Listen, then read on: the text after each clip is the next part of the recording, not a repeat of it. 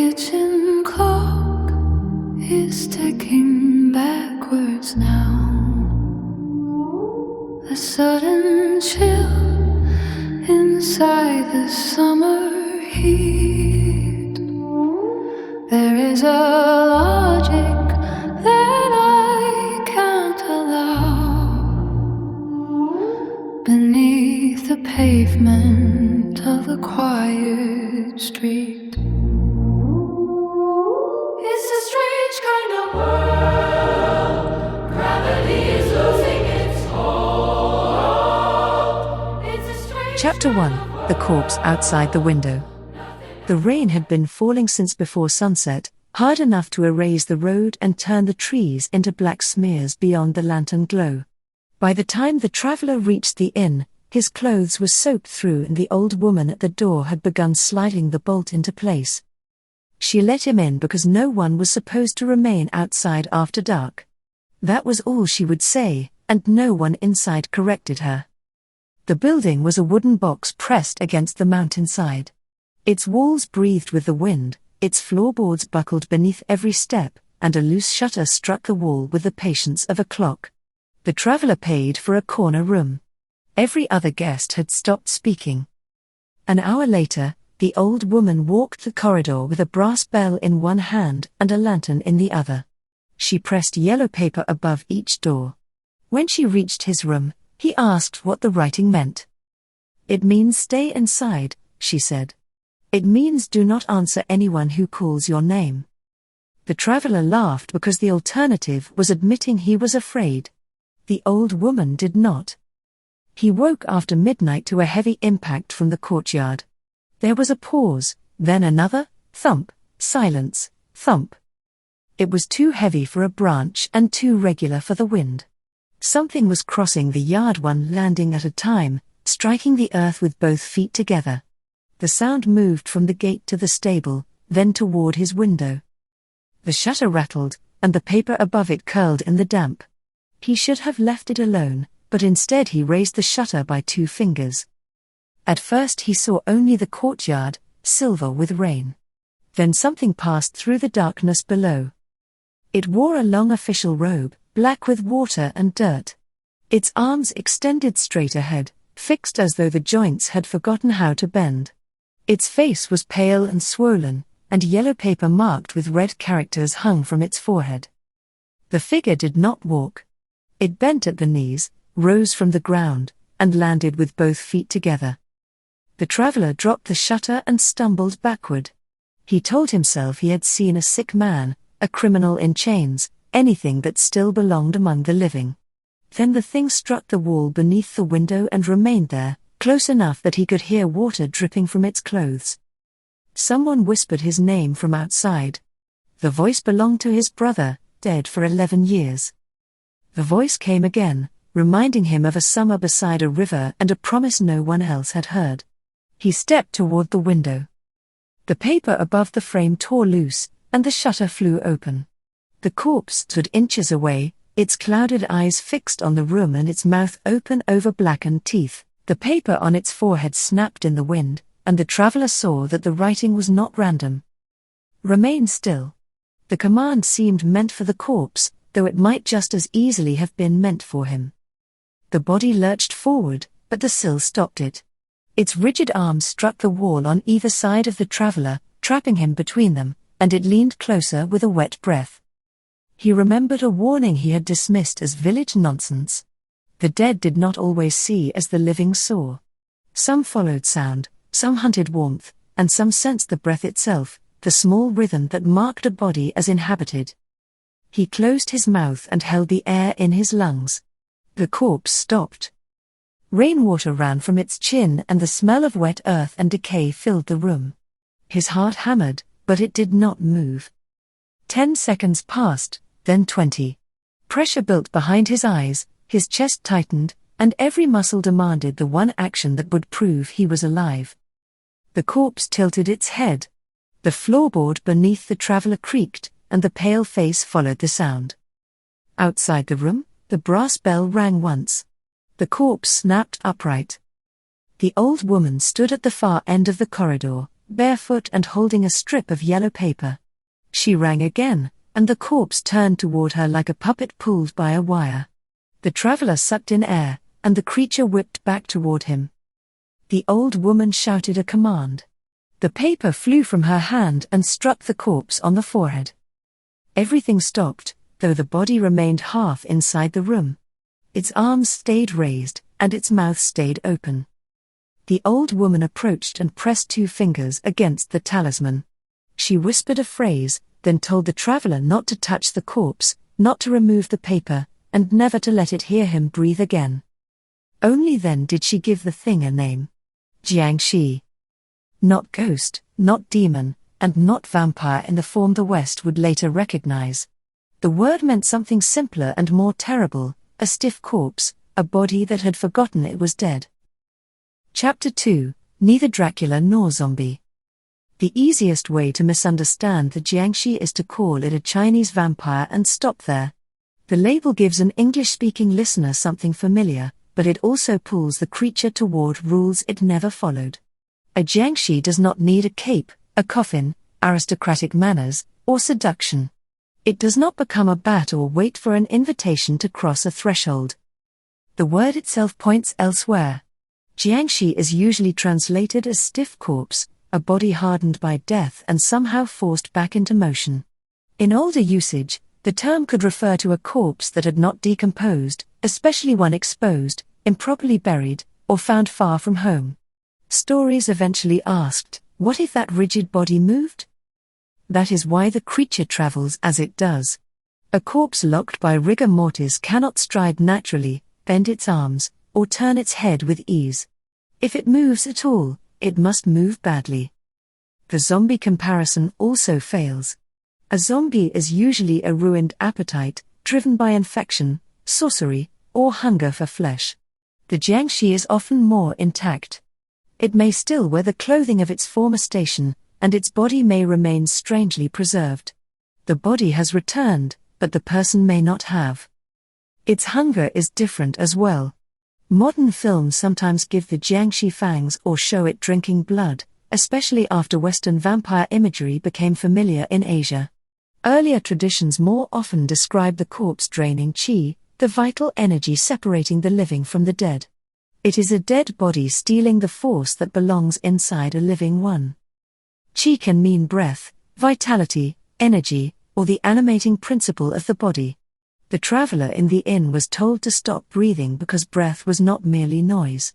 It was evidence of life, a signal the corpse could follow. Holding his breath meant briefly disguising himself as something already dead.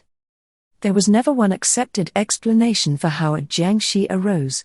In one story, burial was delayed. In another, the dead person suffered a violent end and retained enough anger to disturb the grave. A corpse might be struck by lightning, inhabited by a wandering spirit, exposed to moonlight, or animated by a ritual performed incorrectly. Some tales blame a cat leaping over the body. Others suggest the soul divided at death, leaving an earthly portion clinging to the flesh. These causes contradict one another, but folklore grows through accumulation rather than agreement. Every region adds a warning, and every generation reshapes the creature to fit its fears. The result is not a clean rulebook but possibilities surrounding one central violation: the dead body has failed to remain where it belongs. That failure mattered in a culture where burial was not simply disposal. The body remained connected to family, ancestry, place, and obligation. An abandoned corpse or a body left far from its ancestral home represented a broken relationship between the living and the dead. The official robes seen in later stories and films are associated with the Qing dynasty, but the clothing is frightening because someone once occupied a recognizable place in the world. The face has emptied, yet the social shell remains.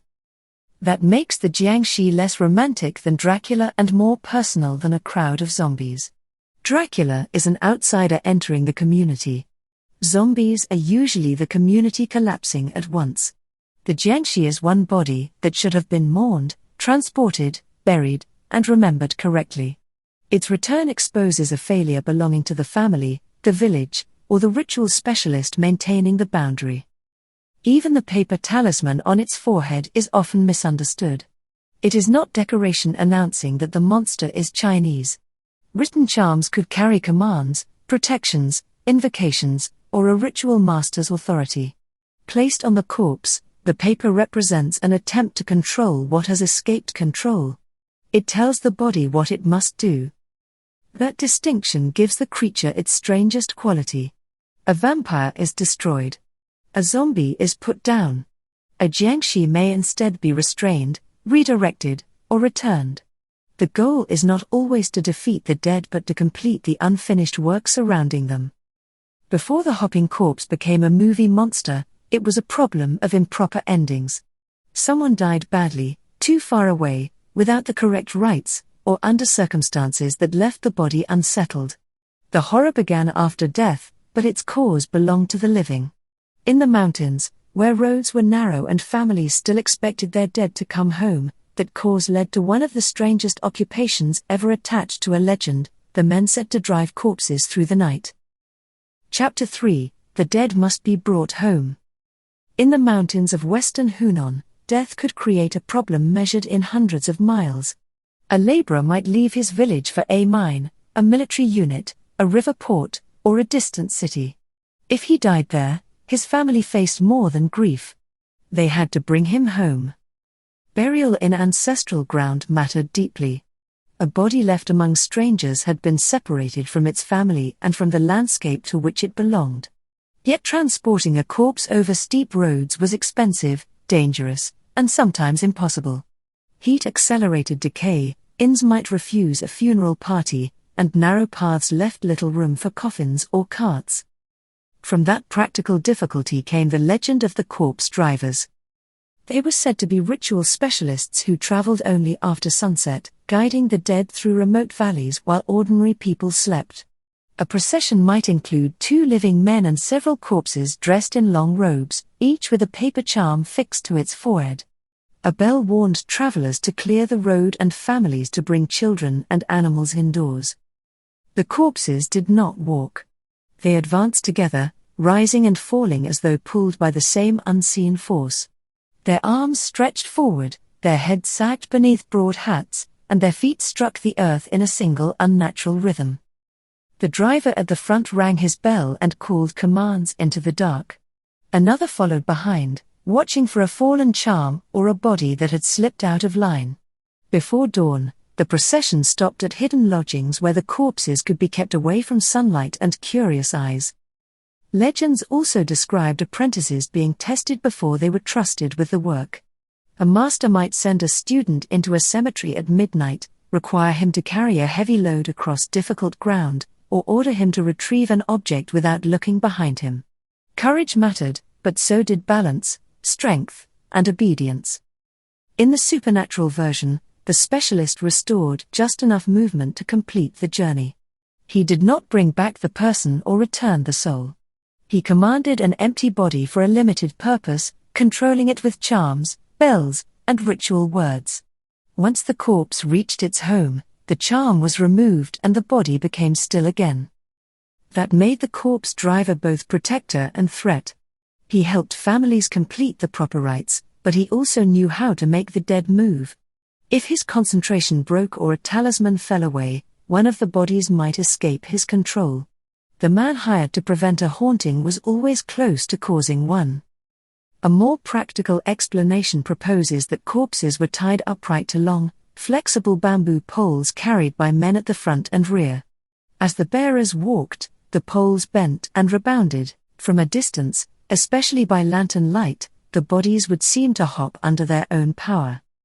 Long robes could hide the supports, broad hats could conceal the faces, and the warning bell would discourage witnesses from approaching. It is an ingenious theory, but not proof. Moving several bodies upright across mountain roads would have been awkward, and modern demonstrations cannot establish that large processions regularly traveled this way.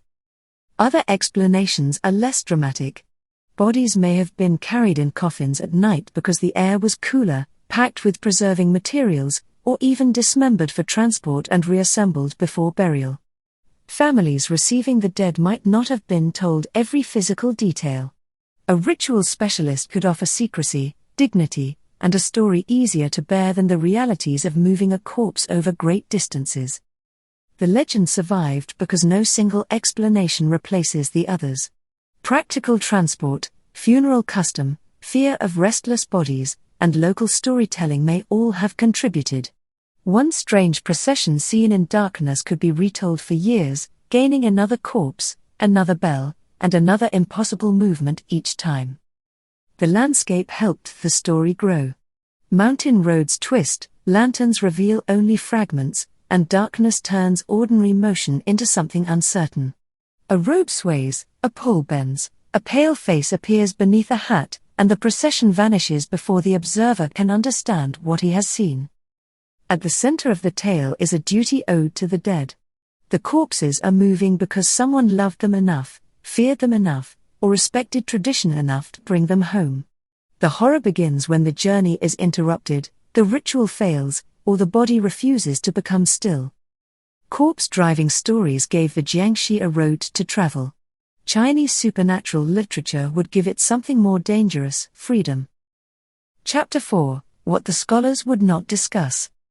The opening scene of this episode was invented, but its bones are centuries old. In a famous story collected by Pu Songling, 4 travelers reach a roadside inn after every bed has been taken. The innkeeper finally offers them space in a room where his daughter-in-law lies dead, waiting for a coffin. 3 men fall asleep. The 4th hears the trestles creak and sees the corpse rise. She bends over each sleeper and breathes upon him. When she reaches the waking traveler, he hides beneath the bedding and holds his breath. She returns to her place, but the other men can no longer be roused. The survivor dresses quietly and runs. The corpse follows him with terrible speed. He reaches a monastery whose occupants refuse to open the gate, then shelters behind a tree.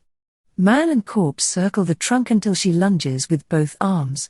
He falls backward, and her fingers drive so deeply into the bark that she remains fixed there until morning. The magistrate later finds the 3 travelers dead and the corpse still gripping the tree. The story is usually known as the transformed corpse, or Shibian. It already contains much of what later audiences would associate with Jiangxi, a dead body becoming violently mobile, breath as a source of danger, rigid limbs, relentless pursuit, and a sudden return to stillness. Yet there is no official's uniform, no forehead charm, no comic hopping, and no Taoist hero explaining the rules. Pu Songling spent decades gathering unusual accounts into strange tales from a Chinese studio. He often wrote as though preserving testimony rather than inventing fiction. A person was named, a district identified, a witness mentioned, and an impossible event placed inside the ordinary machinery of inns, examinations, marriages, lawsuits, and local officials. That style made the supernatural more convincing. A ghost story told beside a fire can be dismissed as entertainment. An account ending with a magistrate, a body, 3 dead men, and a certificate carried home by the survivor feels uncomfortably close to evidence. Pu did not need to insist every detail was true. He only needed to write as though someone had filed a report. Later Qing writers expanded this strange archive. Yuan Mei titled his collection What the Master Would Not Discuss, borrowing from a passage describing subjects Confucius avoided: prodigies, violence, disorder, and spirits. Yuan then filled hundreds of stories with exactly those things, gathering material from conversation, earlier books, local reports, friends, and relatives. In Yuan Mei's world, the people commanding corpses could be worse than the corpses.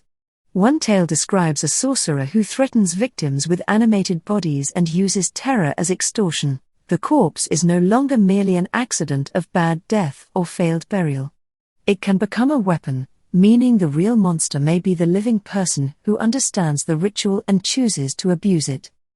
Ji Yun, also known as Ji Ziolan, approached strange events like a scholar and administrator.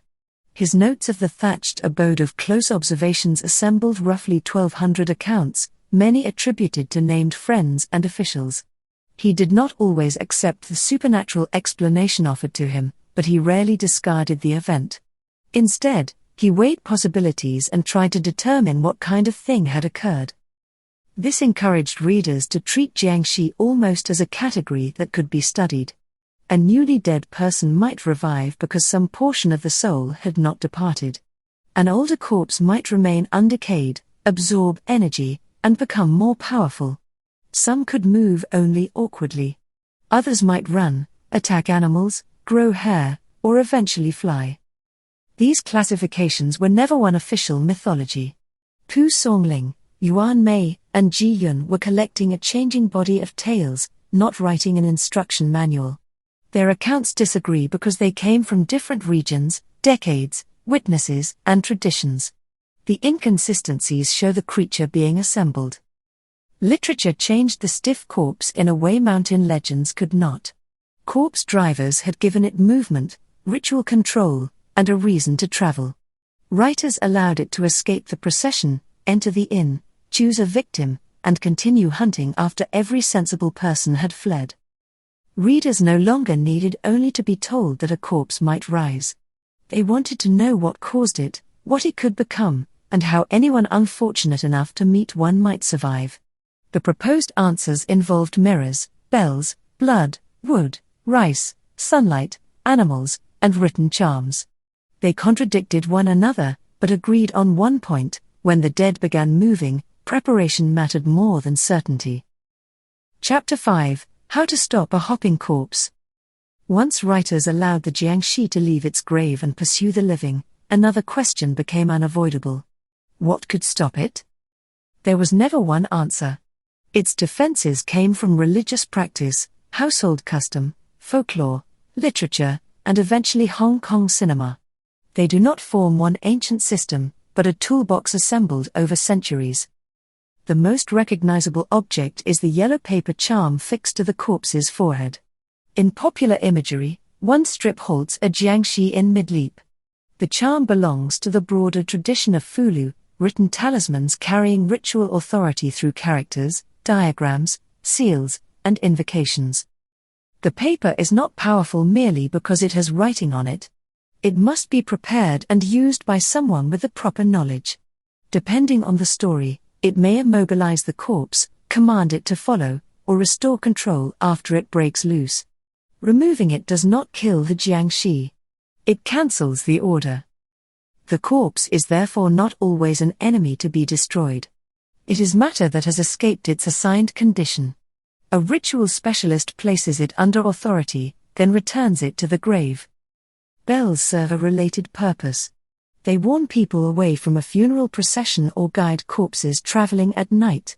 In movies, a handbell turns a row of jiangshi into obedient followers. Mirrors and peachwood came from wider traditions of protection.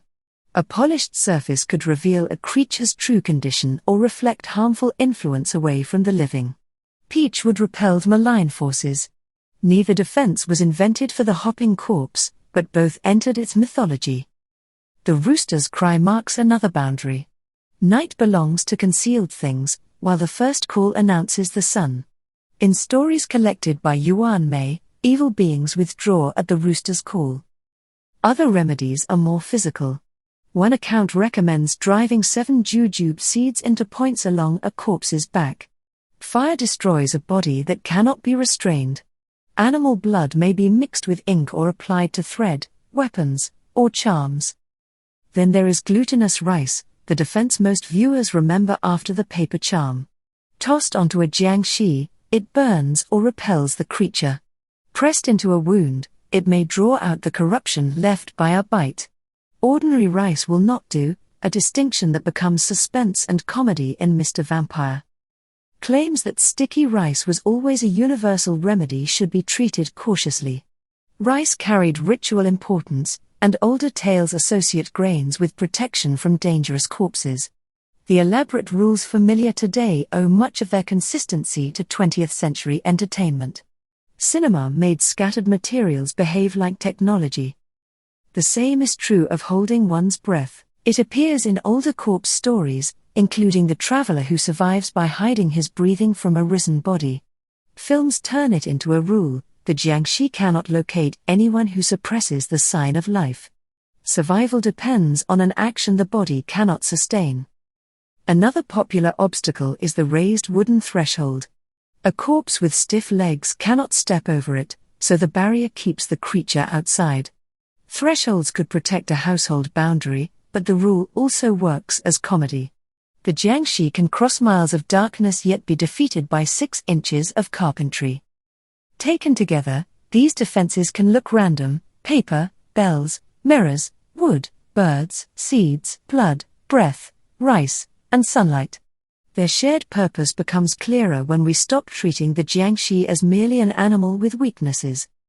Each remedy restores a boundary. The charm restores authority. The bell restores direction. The mirror distinguishes truth from disguise. The rooster separates night from day. The threshold divides home from wilderness. Rice and blood place living vitality against a body dominated by death. Fire ends the corpse's ambiguity. Western vampire stories often ask which weapon will destroy the monster. Jiangshi stories more often ask which rule has been broken and how it can be imposed again. The body must stop moving. The dead must cease feeding upon the living. The household must close itself against intrusion, and the night must surrender to morning. By the 20th century, filmmakers inherited this arsenal without keeping its origins separate. They combined funeral belief, Taoist imagery, martial arts, folk medicine, stage magic, and whatever produced the best gag or fight. Every confrontation became part exorcism, part puzzle, and part acrobatic accident. That transformation gave the corpse a second life. The charms and rice made audiences laugh, but they also made the creature instantly recognizable. All that remained was for one film to turn a regional revenant into an international star. Chapter 6: When the Vampire Became Funny. By 1980, the jiangshi had spent centuries moving through folklore, strange story collections, stage traditions, and scattered films. What it had not found was the combination that would make it one of East Asia's most recognizable monsters: horror, martial arts, ritual spectacle, and people falling over furniture. Sammo Hung's encounters of the spooky kind brought those elements together. Hung plays a working man drawn into a plot involving sorcerers, possession, ghosts, and an animated corpse. A rigid attacker advances in blunt jumps while the living hero bends, ducks, scrambles, and improvises. The comedy does not remove the fear. It sharpens the difference between the bodies.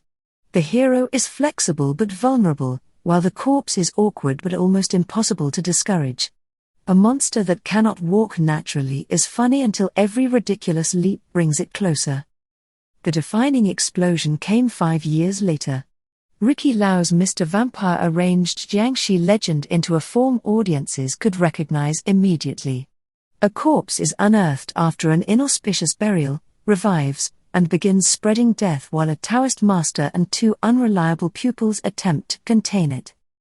The film makes room for fights, jokes, ritual preparations, ghostly seduction, police confusion, and genuine menace.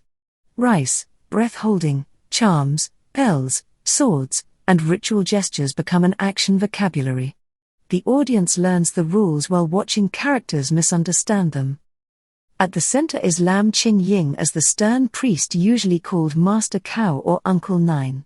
He treats impossible events as professional problems, allowing the students to panic and create chaos without turning the supernatural world itself into a joke. Lam became inseparable from the cinematic jiangshi hunter. With dark brows, controlled movements, ritual knowledge, and permanent impatience, he looked like a man who had spent years cleaning up disasters caused by corpses and fools. Audiences recognized the master before he performed a spell.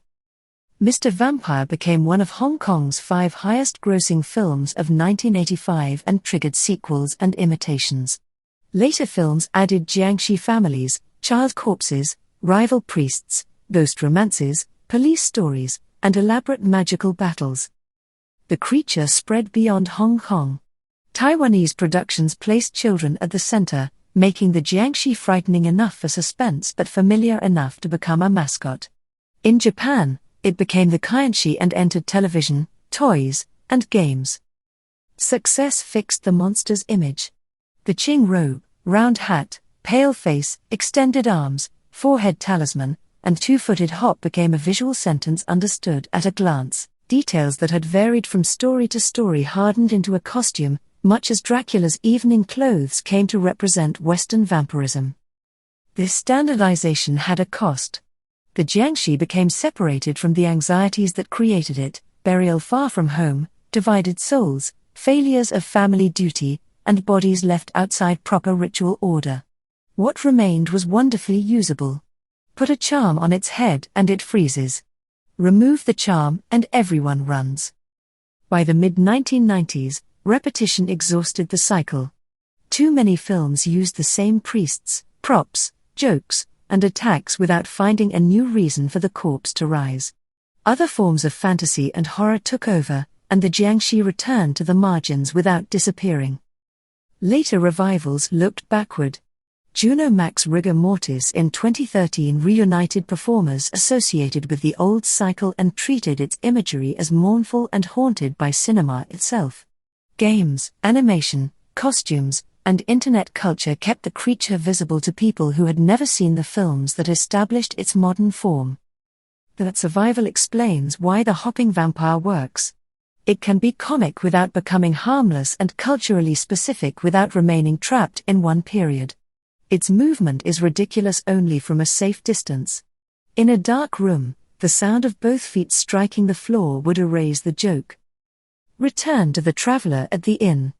The corpse remains frozen at the window, yellow paper pressed against its forehead. Morning light reaches the room, and for the first time he sees that the dead face is not snarling. It looks tired, as though the long road continued past the point where anyone remembered why it began. The old woman does not burn it or drive a stake through its heart. She rings the bell, gives a command, and leads it into the rain. The Jiangshi makes one stiff leap, then another, traveling toward a home that may no longer exist. Next time on strAInge, we remain with the human body after death, but replace bells, charms, and mountain roads with medicine, sugar, and a promise of impossible healing. The following episode is about one of the strangest confections in human history, the Mellified Man.